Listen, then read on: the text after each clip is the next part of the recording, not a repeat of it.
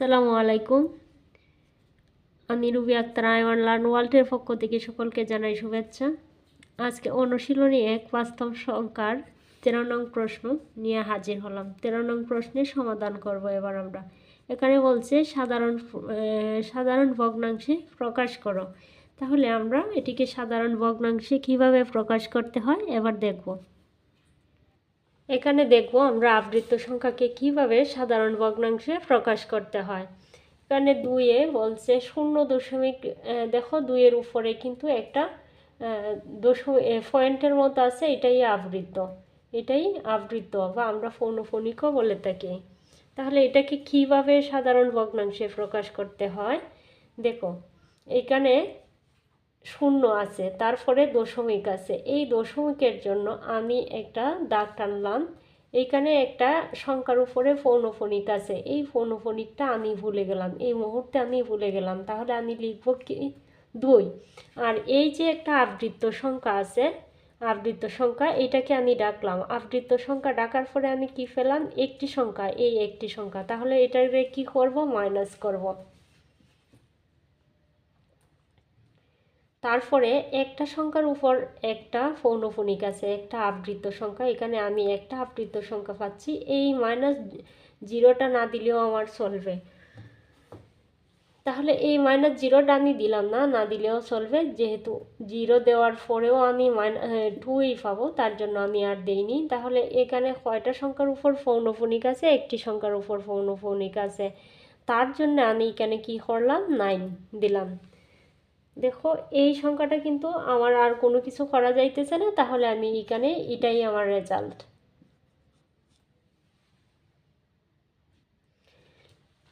এবার আমরা খ করব। এখন দেখি এখানে কি দেওয়া আছে, 0 দুইটা সংখ্যার উপরে কিন্তু আমি এইখানে আমার দুইটা সংখ্যা আবৃত্ত সংখ্যা, তার মানে আমি দেখো এইখানে আমি কি লিখতে পারি, এইখানে দুইটা সংখ্যার উপর আবৃত্ত আছে, তাহলে আমি এইখানে দুইটা সংখ্যাই লিখব।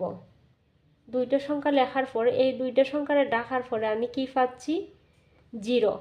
পৌনঃপুনিক যে সংখ্যাতে থাকবে সেই সংখ্যাগুলো ডাকার পরে আমার কি থাকছে? পয়েন্টের পরে, দশমিকের পরে 0। তাহলে আমি এই 0টা মাইনাস করে নিয়ে আসবো এইখানে। তাহলে যদি 35 থেকে 0 বাদ দেও তাহলে তো 35ই থাকে। আর দুইটা সংখ্যার উপর পৌনঃপুনিক মানে দুইটা 9, আমি এইখানে দুইটা 9 লিখব। তাহলে এইখানে আমি কি পাচ্ছি? 35 থেকে 0 গেলে 35, নিচে কি পাচ্ছি? 9।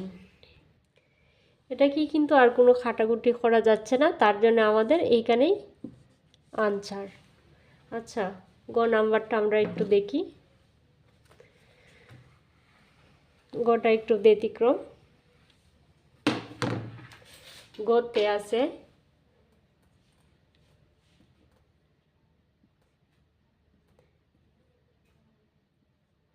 দেখো, এখানে একটা পূর্ণ সংখ্যা, এখানে একটা সংখ্যা পাচ্ছি আমি আবৃত্ত সংখ্যা, এখানে কিন্তু আরেকটি সংখ্যা আছে, কিন্তু এর উপর কোনো পৌনঃপুনিক নাই। এই সংখ্যাটি হচ্ছে অনাবৃত সংখ্যা, এই সংখ্যাটি হচ্ছে অনাবৃত সংখ্যা। আর এই দিকে যদি কোনো একটা সংখ্যা থাকতো তাহলে দশমিকের পর এই সংখ্যাটি আমার পূর্ণ সংখ্যা হতো। তাহলে আমি কি লিখতে পারি? এইখানে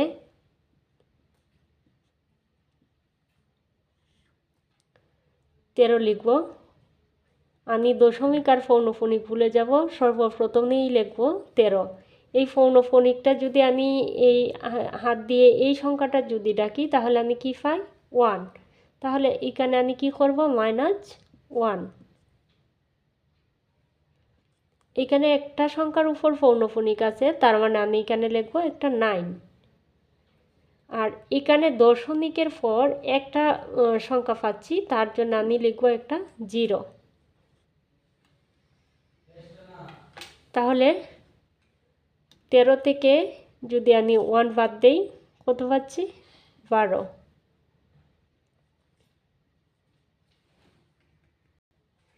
দেখো এখানে সর্বপ্রথমে আমি কি করলাম? পৌনঃপুনিক ভুলে গেলাম। এই সংখ্যা টা ফুল সংখ্যাটি আমি এখানে লিখলাম, এখানে লিখতে হবে। আর এখানে একটা পৌনঃপুনিকের সংখ্যা আছে, মানে এটার সাথে এটা, এই সংখ্যাটি হচ্ছে আবৃত সংখ্যা, এই সংখ্যাটি হচ্ছে অনাবৃত সংখ্যা। তাহলে এই সংখ্যাটি যদি আমি ডাকি তাহলে তাকে আমার 1, তার জন্য আমি এই 13-র সাথে 1টারে মাইনাস করলাম, 13-র সাথে 1টারে মাইনাস করলাম। এইখানে দেখো আমি একটা 9 একটা সংখ্যার উপর পৌনঃপুনিক আছে, মানে আমি এইখানে একটা 9 লিখব।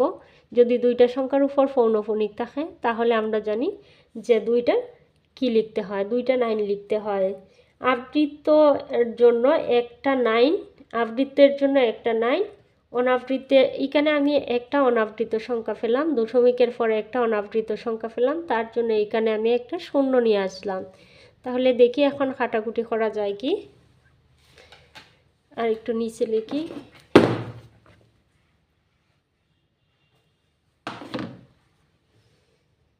বারো পেলাম আর এখানে 90, তাহলে 2 6 12 আর 6 15 90। তাহলে আমি কি পেলাম, আমার আনসারটা হলো এই।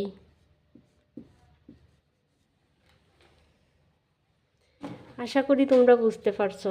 এবার দেখব গ। আচ্ছা, এবার দেখি আমরা গতে কি বলছে। গতে একটা সংখ্যার উপর পৌনঃপুনিক, আমরা সর্বপ্রথমেই কি করব, এই দশমিক আর এই পৌনঃপুনিক ভুলে যাব, ভুলে গিয়ে কি করব, মূল সংখ্যাটা লিখব। মূল সংখ্যাটা লিখে নেই, এই হচ্ছে আমাদের মূল সংখ্যা। তাহলে তারপরে আমরা কয়টা পৌনঃপুনিক পাইলাম, একটা। তাহলে আবৃত সংখ্যা কি, একটা। একটা সংখ্যারে ডাকার পরে আমাদের থাকতেছে কয়টা, দুইটা সংখ্যা। তাহলে এই দুইটা সংখ্যা আমরা কি করব, মাইনাস করে দেব, মাইনাস করে দিলাম। তাহলে এইখানে আবৃত সংখ্যা কয়টি, একটি, তার মানে একটি 9 লিখব। তাহলে আবৃত সংখ্যার পরে দশমিকের, অনাবৃত দশমিকের পরে কয়টি ঘর আছে, অনাবৃত সংখ্যা একটি, তার জন্য একটি 0 লিখব। তারপরে আমরা বিয়োগ করব, বিয়োগ করে আমরা যা পাই তা হলো, তোমরা বিয়োগ করে নিবা, তা হলো 7 1 3 7 4 3, এই সংখ্যাটি আমরা পেলাম বিয়োগ করে। দেখো আমরা জানি নিচে বড় এবং উপরে, নিচে বড় উপরে ছোট থাকলে, উপরে যদি ছোট থাকে আর নিচে যদি বড় থাকে তাহলে সেটাতে আমরা হাত দেব না, এটা প্রকৃত ভগ্নাংশ। কিন্তু এটা নিচে ছোট উপরে বড়, তাহলে এই সংখ্যাটা প্রকৃত ভগ্নাংশ হবে না, আমাদের মিশ্র ভগ্নাংশ হবে।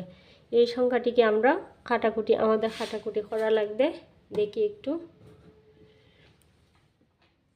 এইভাবে করতে পারি আমরা, 3 4 1। তাহলে 90 341 মধ্যে 3 বার যায়। তাহলে আমি লিখে নিচ্ছি 3 0 0 3 নং 27, 3 নং 27 বিয়োগ করে যা পেলাম 1, এক করে নিলে হয় 14, 14 থেকে 7 গেলে আর আমরা পাই 7 71। হরটি বড় হতে হবে মিশ্র ভগ্নাংশের, তাহলে আমাদের কি করতে হবে, এই হরটা নিতে হবে, 90টা আমাদের নিচে থাকবে, তাহলে 90টা আমাদের নিচে থাকবে আর 71টা উপরে চলে যাবে। তাহলে এই হচ্ছে আমাদের আনসার, এই হচ্ছে আনসার।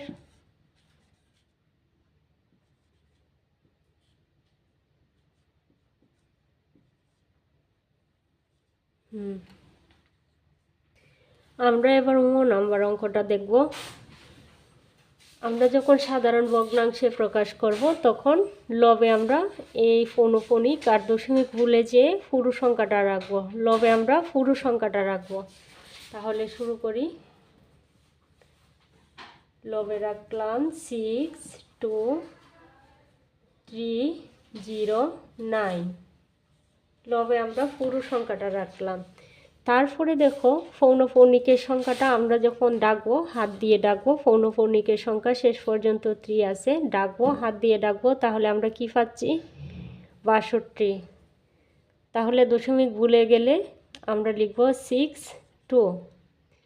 তারপরে দশমিক এইখানে পৌনঃপুনিক 3টি সংখ্যার উপর আছে, এই শূন্যটা মাঝখানে আছে, মানে এটার উপরও এটাও একটা আবৃত্ত সংখ্যা। তাহলে আমরা পাচ্ছি পৌনঃপুনিকের সংখ্যা কয়টা? 1টা 2টা 3টা। তাহলে আমরা 3টা 9 লিখব।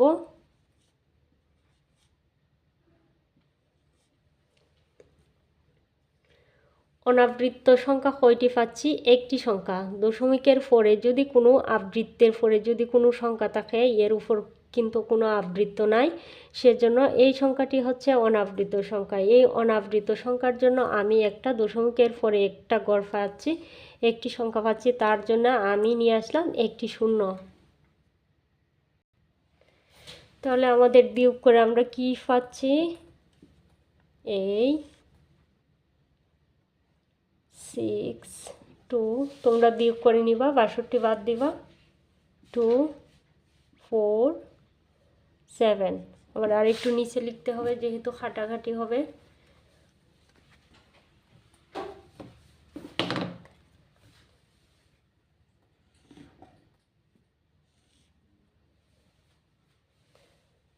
6 2 2 4 7, আর নিচে কত? 9 9 9 0। তাহলে এই সংখ্যাটারে যদি আমরা খাটাকুটি করি, এইখানে আসো একটু দেখে নেই, এই সংখ্যাটি আমি আর একটু ছোটো করে লিখে নেই।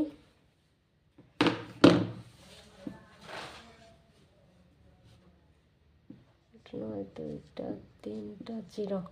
আচ্ছা, এইখানে যদি আমি 3 দ্বারা খাটি, 3 3 9, আর এইখানে আছে 62, তাহলে 62-রে যদি খাটি, 3 3 20 60, তাহলে 3 20 60, আমি 20 লিখতে পারি। এখানে থাকে আরও 2 21 22, সরি 22-এ যদি খাটি 3 দ্বারা, 3 7 21, 7 7 3 7 21, তাহলে আরও থাকে 1, তাহলে 14, 14-রে যদি খাটি তাহলে 3 4 12, 3 4 12, আর তাকে কত? 12 13 14 2 27, তাহলে 3 9 27। আমার রেজাল্টটা আসছে এই, আর 3 3 9, 3 3 9, 3 3 9, এই 0। তাহলে আমি পাচ্ছি কি? 20749 উপরে পাচ্ছি, আর নিচে 3300। এটি একটি অপ্রকৃত ভগ্নাংশ, তাকে মিশ্র করতে হবে, যেহেতু নিচে বড় হর বড় লব ছোটো, তাই এটি একটি অপ্রকৃত ভগ্নাংশ, তাকে মিশ্র করে দিচ্ছি। মিশ্র করতে গেলে, সরি, এটি অপ্রকৃত ভগ্নাংশ, লব বড় আর হর ছোটো, তাকে মিশ্র করে দেব। মিশ্র করতে গেলে আমাদের লিখতে হবে, আবার লিখতেছি, সব সংখ্যাটারে তোমরা গুলাইয়ে ফেলবা না।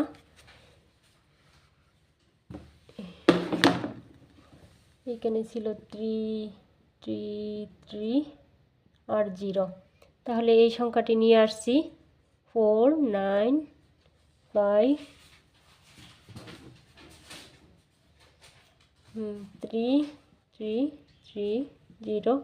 তাহলে এখানে আমি এই সংখ্যাটিতে কাটাকুটি করব, ভাগ করব। আচ্ছা, দেখো কত আসে। এটা দ্বারা এটারে ভাগ করলে 6 লিখতে পারি, 6 দ্বারা গুণ করি, 6 0 0, 3 6 18, 8 হাতে রয়েছে 1, 3 6 18, হাতে রেখে 19, 19-এর 9, হাতে রয়েছে 1, 3 4 18 রাতে রেখে 19 বিয়োগ করলাম, বিয়োগ করে 5 9 6 8 7